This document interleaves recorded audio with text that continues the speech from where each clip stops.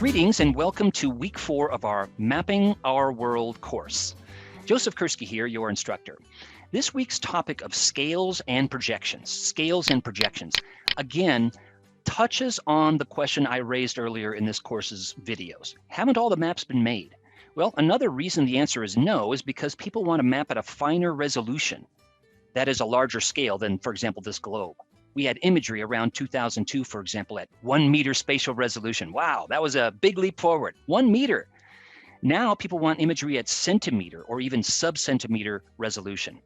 We mapped biomes and ecoregions in the past. Now people want to map their local wetland, every species of plant and animal, and macroinvertebrate in that local wetland, and also the water quality, conductivity, pH, dissolved solids, dissolved oxygen, etc., and soil chemistry in that wetland. And beyond the surface, we want to map the atmosphere.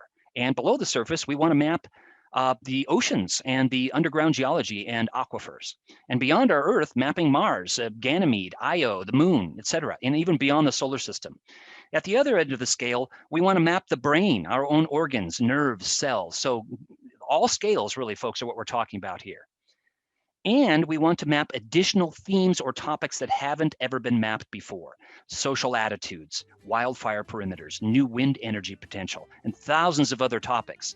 So the scales and the topics continue to expand. Why do we want to map all this stuff? The map is not the end goal. The end goal is deeper and richer understanding, folks. So when people email me, hey, Joseph, I've made a map of X topic, I'll say, great. And?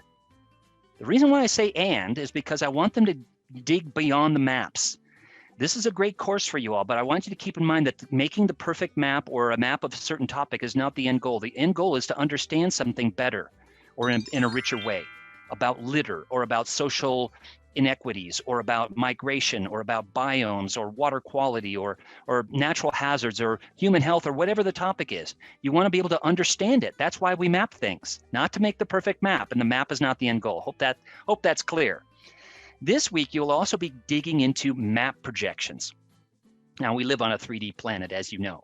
Not quite a sphere, but an oblate spheroid, This presents challenges in getting it rendered or represented on a 2D map, paper map, or a computer screen. We do that through map projections. There is no one perfect map scale, okay? And likewise, there is no one perfect map projection. Each map projection has advantages and disadvantages. Maps are powerful means of communication. I hope you're getting a sense of that in this course already. And choosing the most suitable projection, for example, most suitable map, the most suitable scale for your purposes is the chief aim of this week's module. You'll once again use Social Explorer and make some maps and consider scales and projections, okay? Maps in the cloud, do, do, do. Good times never seem so good. I've been inclined, do, do, do, to believe they never would. I digress again. See you in week 4. Thanks.